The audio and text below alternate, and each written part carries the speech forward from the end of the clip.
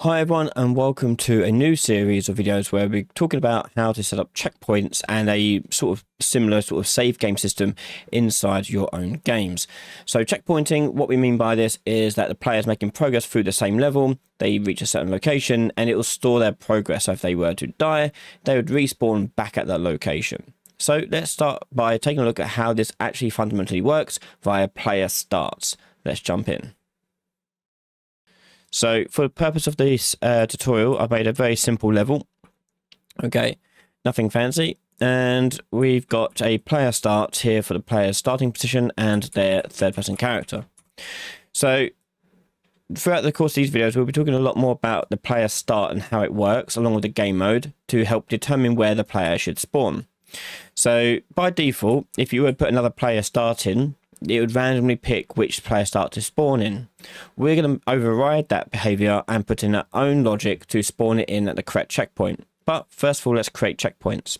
To start things off by creating a blueprint class, and we're going to go to all classes down here and search for the player start.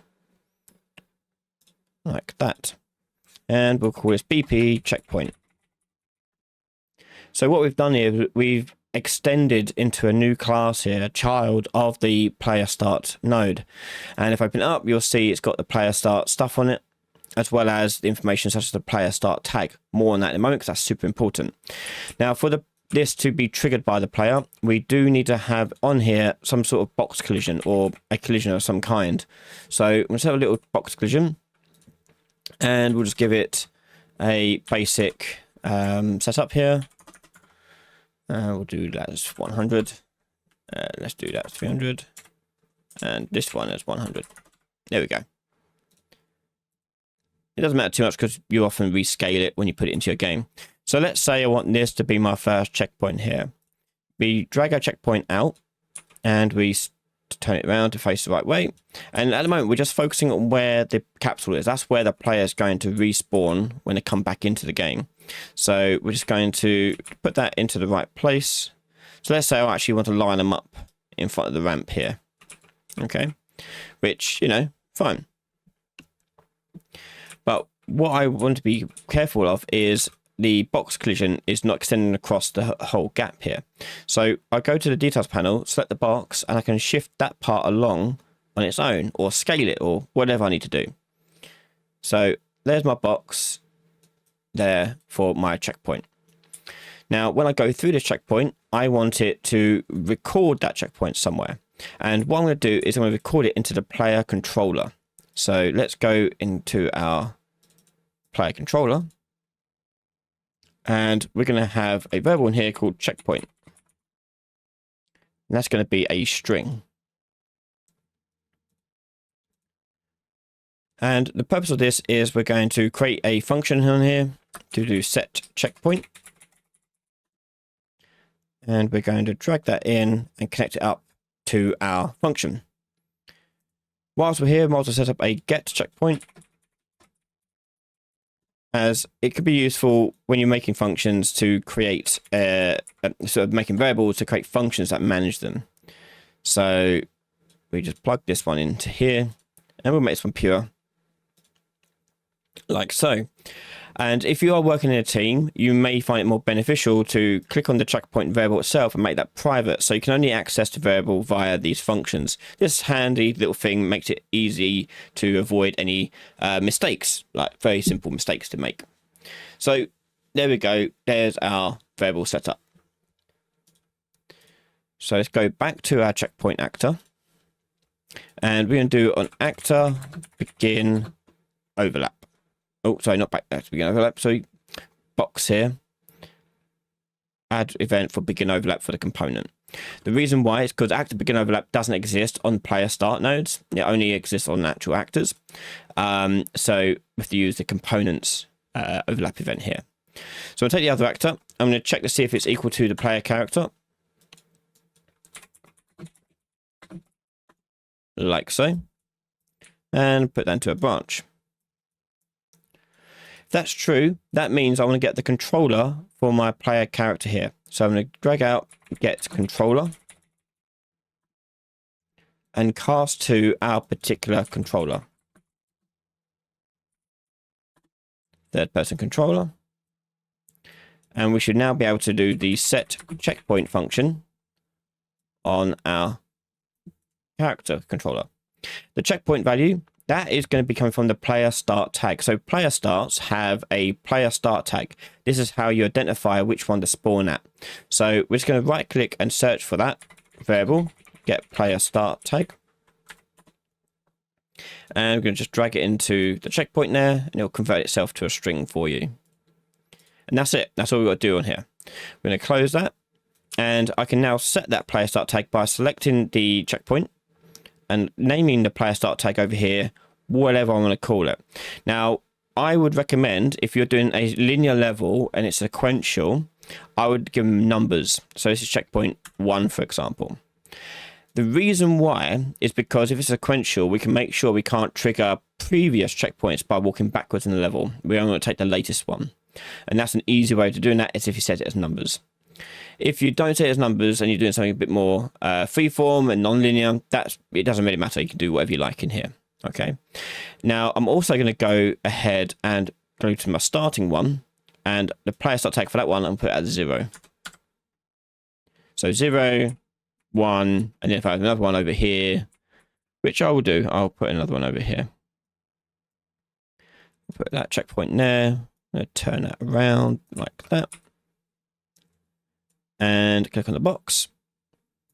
And I now want to just set that checkpoint for that box. Something like that will do. Okay, so I'll click that box, I'll spawn back here.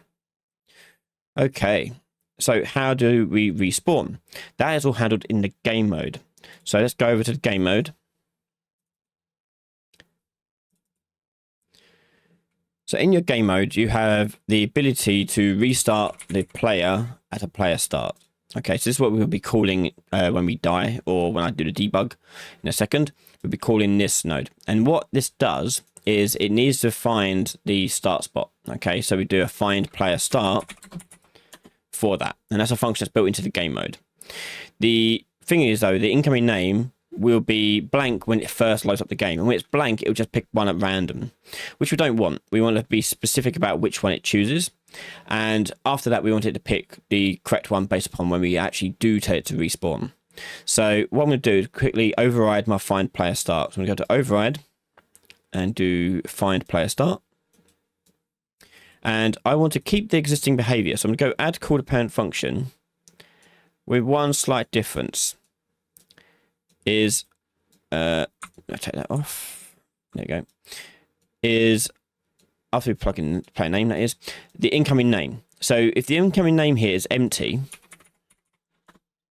I want this to select a different string. So if it's true, I want it to pick 0, which is the starting spot. If it is not empty, I want to pick whatever it is that we've fed into it. So compile, save that. And that will now, if I leave it blank, will always spawn me at the start. Okay. So now we need to set up some debug handle our restarting here. So let's go to our player controller.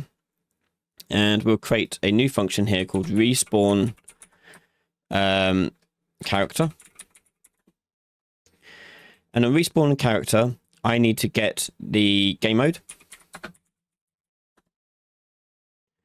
Do find player start. The player is the controller itself, so just do self. The incoming name is our checkpoint variable we've got saved. And then after that, from get game mode, we're going to do restart player at player start. This once again requires the new player here, so we just do self like that. Now we need to actually set up the call for this. So I'm going to go to my character and I'll use the debug key for R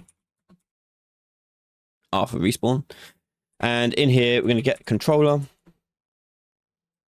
cast to our third person controller, and do respawn character. Okay.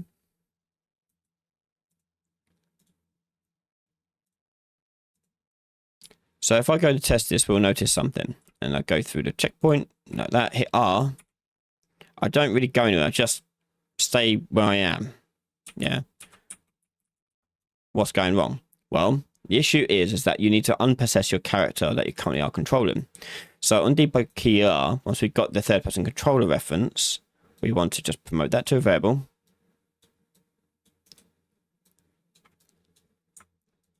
Disconnect. Ooh, disconnect that. And I want to unpossess this current character here. And then I want to respawn a character with my reference to the third person character. So unpossess this one, spawn a new one, and it should let us work and spawn in a new character. And there you go, respawn and in the game. Now you notice that my old character is still there, so we have to make sure we destroy it. But if we go through this checkpoint, we teleport back to this one. At the moment, we don't have a check to see what one we're going in, if we're doing sequential. So for example, if I go back through this one, it'll just update to this one. That's fine. We'll tackle that in the next episode. But first of all, let's make it so we don't keep our copies hanging around. So let's just go to our character. After respawn, we do destroy actor to clean up after ourselves. And that will allow us to just respawn seamlessly. Like that. So there you go. That's the basics of the checkpoint system done. At the moment, we've got it so teleports, respawns, sorry, at the correct location. However, we did notice that we can go backwards on ourselves. So I'm going to show you how to do a sequential checkpoint system. So you have to do it in a sequence. We'll tackle that in the next episode, as well as the act of actually saving information as well to the character too, using the save game system set up for the level. If you want to watch that next episode right now, head over to patreon.com/Ryan Laley, where you can find all our videos early before everyone else from just $1 a month. And if you want particular specific support for your project, consider becoming a Diamond Patreon member or looking at our website ryanlaley.com for private sessions and tutoring. Thank you for watching. Make sure you subscribe, and I'll see you all in the next part. Bye for now.